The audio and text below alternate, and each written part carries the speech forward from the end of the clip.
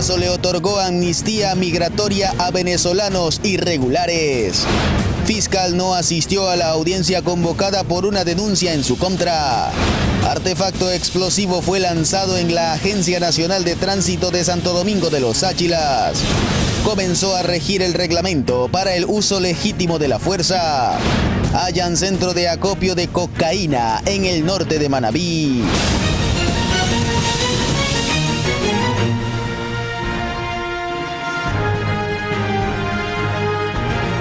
Esto es Noticias Soromar de las 7 de la mañana, con la conducción de Tania Loor.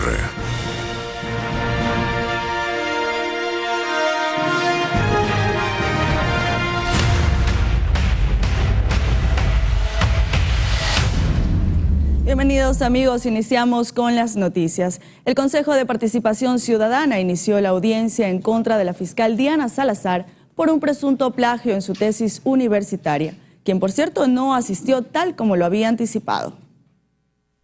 Con la presencia de 3 de los 7 vocales del Consejo de Participación Ciudadana, esta entidad dio inicio a la audiencia en la que se está tratando la denuncia por presunto plagio en la tesis universitaria de la fiscal Diana Salazar, quien por cierto no asistió. Estamos amparados, según la Constitución, en la capacidad plena y efectiva que tiene el pueblo de fiscalizar. Aclaramos a la ausente señora fiscal Diana Salazar que la autonomía económica, administrativa y financiera de la Fiscalía General del Estado no la exime de rendir cuentas y respetar el derecho de participación ciudadana a través de los mecanismos e instancias establecidas en la propia Constitución y en la Ley Orgánica de la materia. En la audiencia, representantes de Acción Jurídica Popular, que fueron quienes impulsaron la denuncia, indicaron que hay más de 400 hojas de pruebas que demostrarían el plagio. Tráfico ilegal de migrantes. Este corresponde al mes de noviembre del 2005. La tesis corresponde también a noviembre del 2005. La migración, según el diccionario de la Real Academia de la Lengua, consiste en la acción y efecto de pasar de un país a otro y residir en él. Esto quiere decir que para que se produzca el delito de tráfico ilegal de migrantes, debe observarse que un individuo haya abandonado el país. Incluso otro de los integrantes del colectivo cuestionó el documento que la fiscal presentó en el concurso de su designación. Un análisis del librillo, libretín. Este libro es más grueso, este cuadro es más grueso que ese libro que escogió para puntuar a la señora fiscal general del Estado. Finalmente, la diligencia se suspendió hasta este viernes a las 10 de la mañana. Anaí Vélez, Noticias Soromar. La Fiscalía General del Estado rechazó rotundamente los mensajes de intimidación contra su titular Diana Salazar y su familia. La amenaza se la hizo a través de un video de un supuesto grupo armado. La madrugada de este jueves, la fiscal general del Estado, Diana Salazar, recibió en su teléfono un mensaje con amenazas. El número corresponde a un teléfono de Ucrania. En el clip aparecen 6 personas cubiertas el rostro y con armas de fuego largas. Dianita, no hagas que use todo mi poder, mi gente, mis armas, que son más de lo que tú piensas y te imaginas. Creo que esto está demostrado, así que decide bien. A continuación, dan información personal de la fiscal, como su ubicación, y advierten que pronto será su cumpleaños. Ya vas a cumplir años. No quiero arruinar de tu fiesta, matándote a tu hija, porque antes de matarte, te hago llorar y sufrir. Esto es fácil y sencillo. Si no te vas por las buenas, te vas por las malas. Y por las malas, te manda a festejar al infierno. Así que decide bien. En un comunicado, la Fiscalía condenó todo tipo de intimidación e hizo un llamado a la opinión pública y a organismos internacionales a estar vigilantes. Se señaló que estas intimidaciones se suman a los recientes y continuos ataques a la institucionalidad del Estado, en alusión a las acciones de posible suspensión de la fiscal por parte del Consejo de la Judicatura y el llamado de miembros del Consejo de Participación Ciudadana por el supuesto plagio de la tesis de grado de Diana Salazar. En anteriores días, Salazar aseguró que las denuncias y amenazas son nuevos intentos de manchar casos sentenciados y así conseguir impunidad. el único fin, impunidad. Es que no es otro. Venga de donde venga de los abusadores sexuales, venga de los sentenciados por temas de corrupción o de otras personas que se ven preocupadas por las acciones de la Fiscalía. La Fiscalía condena que las amenazas directas a la integridad de las máximas autoridades de la Fiscalía General del Estado y de su familia hayan escalado. Finalmente, se hizo un llamado a la ciudadanía, a la comunidad internacional y al Estado en general a mantenerse vigilante ante todo intento de tomarse esta institución por cualquier vía y a cualquier costo. En Quito, Juan Correa Rodríguez, Noticias Solomar. Y con relación al tema, el ministro del Interior, Juan Zapata, se pronunció a través de una rueda de prensa sobre la supuesta amenaza de muerte que recibió la fiscal general del Estado e indicó que una vez que tomó contacto con la funcionaria se activaron los equipos de inteligencia para trabajar en varias líneas investigativas. Zapata señaló que estas actuaciones no los amedrentarán para continuar en su lucha contra el crimen organizado. Recordemos también que esta alerta coincide con las denuncias que enfrenta Salazar por presunto plagio.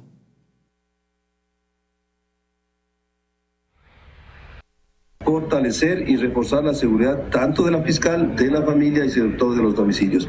Estamos trabajando, están nuestras mejores unidades de investigación en este tema, esperemos dar con los responsables principalmente, pero sobre todo que esto no nos va a amedrentar y la fiscal ha sido también absolutamente clara. Existen muchos temas que están siendo tratados, otros que ya han sido efectivamente tratados por la Fiscalía, que son los que nosotros más o menos nos orienta como hipótesis que por ahí vienen estos temas de amenazas. Así que estamos trabajando en ese tema y esperemos que lo más pronto posible podamos dar, primero con la veracidad del video, segundo con quién es el responsable de así serlo y tercero con la localización y captura. Esos han sido nuestros objetivos ahora y el objetivo fundamental es garantizar la vida de la fiscal y de su familia. Es indignante, pues nuestros criminales no tienen códigos, mi querido Darío, no tienen códigos, porque amenazar a una niña me parece lo más terrible en este caso y tenemos que cuidar su integridad.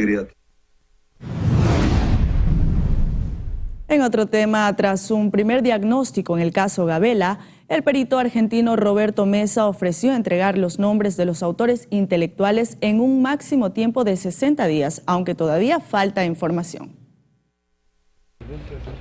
El perito argentino Roberto Mesa aseguró que sí será posible reconstruir el informe conocido como el tercer producto, en el que se podría conocer a los presuntos responsables de la muerte del excomandante de la Fuerza Aérea, Jorge Gabela. Pensábamos que la cantidad faltante iba a ser mayor. No nos preocupa la reconstrucción porque va a ser posible. Ahora, el envío de ese material no te sabría decir. En mayo de 2013, Mesa entregó dicho informe con las conclusiones del caso. Sin embargo, el documento desapareció, por lo que la Corte Constitucional ordenó reconstruirlo. El perito explicó que de los 10 elementos probatorios necesarios para la reconstrucción, 8 se encuentran en las 16 cajas de información entregadas por el gobierno, faltando documentos. De los 10 elementos probatorios esenciales para la reconstrucción del tercer informe, solamente faltan 2 elementos. Esos elementos ya fueron solicitados a los miembros de la comisión. La voluntad por parte de la comisión existe, a nosotros ya nos ha llegado oficialmente el pedido de los 2 elementos importantes, esenciales para la reconstrucción del tercer informe o producto final. Ya se trasladó a las instituciones oportunas para continuar con este importante objetivo. El perito indicó que luego de la revisión de la información no encontraron rastros del tercer producto entregado en 2013. Sin embargo, sostuvo que las cajas entregadas por la Secretaría de Seguridad encontraron 3 versiones de dicho documento, pero ninguno con la firma de Mesa. Además, las conclusiones no eran las que él y su equipo redactaron. Mesa detalló que las 3 versiones tienen diferentes números de páginas, características y conclusiones. La segunda versión del informe, que es aquella de 108 páginas, fíjense ustedes ahí, tiene un error. La impresión que recibimos en esa caja contiene un error en el membrete, contiene un error en la impresión del pie de página, no tiene sumillas, no tiene firma de responsabilidad y tenía muchísimas anotaciones, inclusive como correcciones y sugerencias hechas a mano. Desde aquí además se aseguró que al menos 17 personas relacionadas con este caso de la muerte del general Jorge Gabela han recibido amenazas de muerte. Pasando por la esposa del general Gabela, el abogado de la familia del general Gabela, el perito Roberto Mesa, periodistas que conocen a detalle cómo se va desarrollando el tema y los hilos que no quieren que obviamente esto se esclarezca. No se retiraron sin antes indicar que en 60 días esperan presentar todos los nombres que contenía el tercer producto. En Quito, Juan Correa Rodríguez, Noticias Oromar.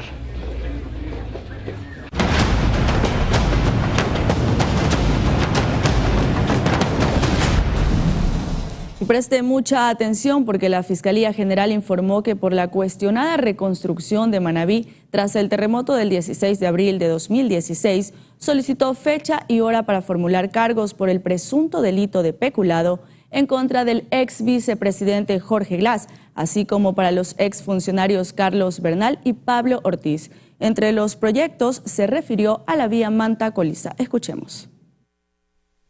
En 2019, la Contraloría General determinó la existencia de presuntas irregularidades en la adjudicación del contrato para la construcción del proyecto vial Manta-Coliza, de 22 kilómetros por más de 68 millones de dólares, fondos provenientes de la Ley Orgánica de Solidaridad. Por esa razón, la Fiscalía General del Estado abrió una investigación previa. Este proyecto, a pesar de que no cumplía con los ejes propuestos por la Ley de Solidaridad, Emergencia, Reconstrucción y Reactivación, fue adjudicado con fecha 30 de marzo de 2017 y establecido como prioritario, sin tomar en cuenta que existían 587 proyectos para reconstrucción de infraestructura pública, de vivienda, salud y educación, que requerían de atención inmediata después del terremoto.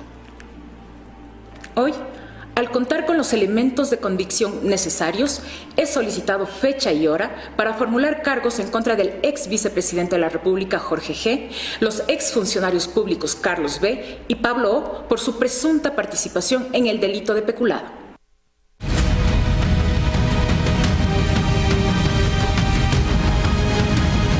El presidente Guillermo Lasso firmó el reglamento a la Ley Orgánica del Uso Legítimo de la Fuerza. Según el primer mandatario, la normativa aclara aspectos relevantes para la actuación de policías, militares y guías penitenciarios, como por ejemplo el permiso y autorización para el porte y uso de medios entregados en dotación.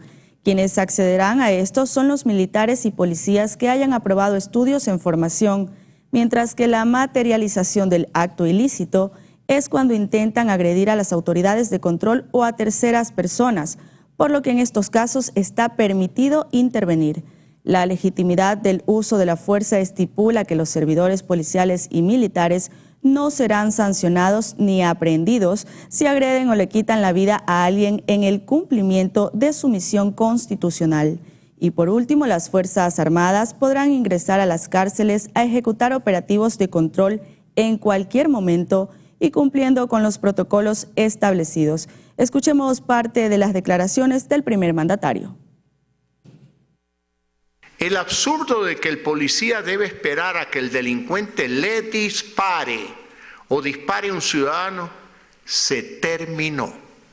La fuerza pública puede actuar con la seguridad de que la normativa lo respalda, que los instrumentos legales guiarán de forma razonable la actuación de los jueces y fiscales para que ningún uniformado sea enjuiciado por hacer su trabajo y en casos excepcionales, si son procesados, se defienda en libertad y no pierdan su trabajo.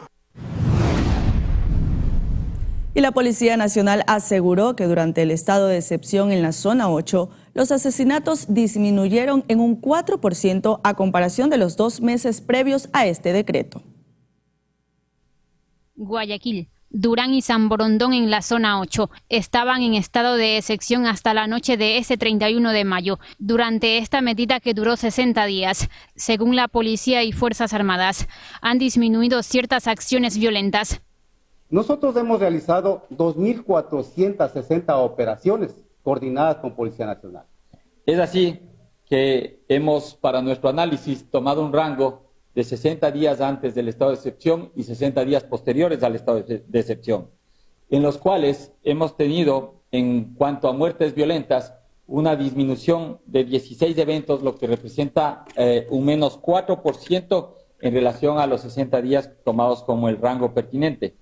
En el comparativo de cuadro de mando integral en cuanto a los delitos, hemos tenido menos 660 eventos de delitos, lo cual representa menos del 15% en comparación con el rango de los 60 días del estado de excepción. Haciendo un comparativo de las tentativas de asesinatos, tenemos menos 121 eventos, lo que representa menos del 40% en relación a los 60 días antes del estado de excepción. Pero también realizaron un comparativo con el último estado de excepción, en el cual tuvimos un incremento anteriormente de más 50 eventos en homicidios intencionales, lo que representó en ese entonces un incremento del 22%, versus los menos 16 eventos que representan menos del 4%. Además, dieron a conocer la productividad de las acciones militares y policiales. En los eventos finales tenemos como detenidos 2.234, 300 de estos 372 son detenidos por boleta, 283 carros recuperados, 209 carros retenidos, 244 motos recuperadas, 5.079 motos retenidas por ordenanza, 392 armas de fuego, 388 armas blancas,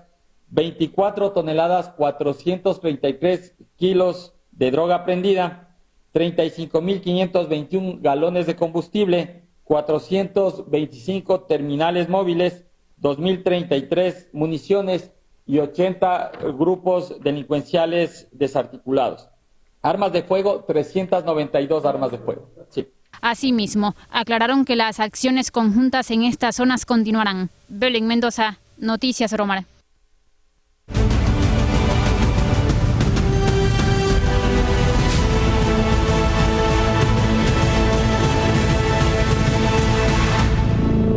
Tras las elecciones presidenciales del 2021 surgió una serie de especulaciones sobre el financiamiento ilícito de las campañas de algunos candidatos. Sin embargo, hasta el momento esto no se ha logrado corroborar. Un experto en inteligencia explicó para Noticias Oromar cómo se manejan los grupos de delincuencia organizada en el periodo electoral.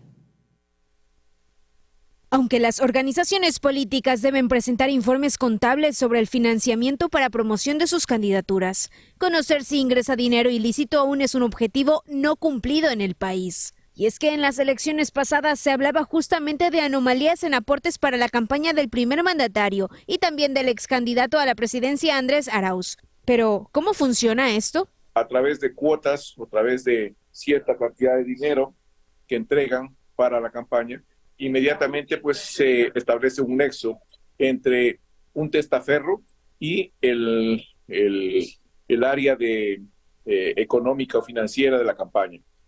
Posteriormente, una vez que está listo el asunto y el candidato logró llegar a ese sitial o a esa ubicación, inmediatamente lo que hacen es proceder a acercarse, nuevamente hacen una nueva reunión y le indican que pues ellos fueron aportantes a la campaña, que le dieron tanta cantidad de dinero y que lo que quieren a cambio es que les den un contrato. Aunque según Pazmiño el objetivo en sí es lavar dinero del delito transnacional y para ello necesitan a las autoridades del gobierno. Y es que según su postura también se necesita el apoyo de veedurías ciudadanas que den seguimiento a las campañas, pero también del Consejo Nacional Electoral. Articular un sinnúmero de estrategias y equipos multidisciplinarios para hacer un control directo en cada una de las campañas de los diferentes actores políticos, de tal manera que puedan garantizarle al pueblo ecuatoriano que los recursos que están siendo utilizados no provienen del narcotráfico, por un lado, y por otro lado que esos recursos son lícitos y el proceso es transparente. Caso contrario, es un proceso completamente injusto, completamente desigual, porque la cantidad de recursos que puede meter el crimen organizado en una campaña son inmensos. Por su parte, Jan Topic, precandidato a la presidencia por el Partido Social Cristiano, indicó que al menos en su caso el financiamiento será propio. En 16 meses, y esto es mi sugerencia honesta a todos los candidatos, tú no puedes entrar debiéndole favores absolutamente a nadie. En 16 meses hay que entrar a trabajar. Cada segundo apremia. El Consejo Nacional Electoral estipuló desde el 2021 que las donaciones que se realicen a las personas naturales no podrán superar el 30% de sus ingresos declarados el año anterior. Anaí Vélez, Noticias Oromar. Y ahora les contamos que por medio de un decreto ejecutivo, el presidente Guillermo Lasso otorgó una amnistía migratoria a los ciudadanos venezolanos que ingresaron al país de forma irregular. De hecho, esta iniciativa empezó en 2022, pero con migrantes que habían ingresado por puntos de control y, según el Ministerio del Interior, en ese entonces más de 150,000 venezolanos se registraron para este beneficio y hasta el momento se han otorgado más de 69,000 documentos.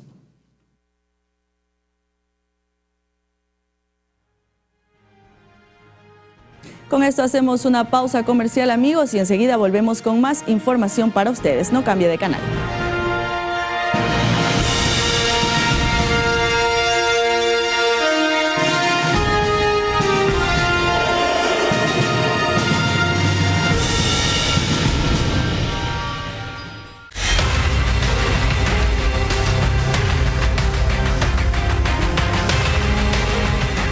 Gracias por continuar en nuestra sintonía. Un nuevo caso de sicariato se registró en el Cantón Durán, provincia del Guayas. Se trata del asesinato del fiscal Leonardo Palacios. El funcionario había cumplido con su jornada en las dependencias de la Fiscalía de esa localidad y se dirigía en su vehículo hacia la avenida Nicolás Lapenti cuando fue interceptado por sicarios que dispararon contra su humanidad. Según las primeras versiones, habrían sido 2 sujetos en motocicletas los que atacaron al fiscal Palacios. Y en la escena del crimen se recogieron al menos 10 indicios balísticos. El protocolo de criminalística se cumplió y al momento personal militar y también de la Policía Nacional despliega un operativo en varias zonas de Durán a fin de dar con el paradero de los criminales. Eso de las 19 horas, la Policía Nacional recibe una alerta de disparos. Al minuto 35 de reacción llega la unidad policial donde se puede ver un vehículo con un ciudadano en el interior y una persona del sexo femenino que se bajaba del mismo. Hemos confirmado, se trata de un funcionario de la Fiscalía. La acompañante se encuentra totalmente ilesa, es secretaria de la misma Fiscalía. Hemos levantado los indicios balísticos con criminalística realizando un trabajo técnico científico y se ha logrado identificar aproximadamente 35 indicios balísticos y al momento ya se ha iniciado la indagación previa, por ende toda la información que se está recopilando a partir de ese instante ya se hace de manera reservada, por lo que no se va a dar mayores detalles al respecto hasta cuando tengamos la respectiva autorización. En efecto, luego de que él salió de su jornada de labores, toma esta ruta para evitar el tráfico y lastimosamente es emboscado. Y la tarde de este jueves, unos desconocidos lanzaron un artefacto explosivo en la Agencia Nacional de Tránsito de Santo Domingo de los Sáchilas, dejando pérdidas materiales en uno de los techos de las oficinas. Completamente rota fue como quedó una de las ventanas de la Agencia Nacional de Tránsito de Santo Domingo de los Sáchilas, luego de que 2 desconocidos a bordo de una motocicleta lanzaron un objeto explosivo a la institución. Y se puede verificar que efectivamente hay un taco de dinamita llamado emultor, ¿sí? Tiene este nombre de emulnor, ¿sí? El cual causa una explosión en el techo de una de las oficinas y al momento tenemos daños materiales. El estruendo habría alarmado a quienes se encontraban en este sector en el momento en el que este artefacto explotó en el techo de una de las oficinas de esta institución. El sonido fue muy fuerte, hasta ahora me duele la cabeza, los oídos están medio sordos.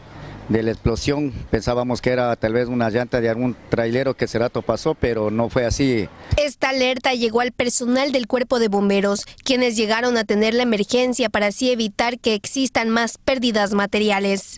Una onda expansiva donde el cual había destruido un ventanal, como ustedes pueden ver, y que el personal de la Agencia Nacional de Tránsito estaba siendo evacuado por miembros de la Policía Nacional, que fueron los primeros en llegar al punto. Játiva también mencionó las características del artefacto que fue utilizado para este presunto atentado. Es de fabricación peruana, tiene una mecha lenta Por esa razón es lo que nosotros creemos que se demoró en causar la explosión. No existieron víctimas en este suceso, sin embargo las pérdidas materiales se evidenciaban en la zona. Ante esto, personal policial aseguró que se mantendrán trabajando en operativos para brindar mayor seguridad a este sector, tomando en cuenta que hace un poco más de un mes se dio el secuestro de la encargada de esta entidad. La Policía Nacional ejecutó recientes operativos contra el narcotráfico en 2 provincias del Ecuador, donde decomisaron sustancias sujetas a fiscalización. Esta entidad confirmó la identificación de un centro de acopio en Manabí, exactamente en el perfil costanero de Bahía de Caracas, donde incautaron 4.000 bloques de cocaína que pretendían ser enviados vía marítima hacia Estados Unidos. Por su parte, en Guayas, a través de otra intervención, se logró la incautación de un aproximado de 1.459 bloques de cocaína, además de la detención de un ciudadano.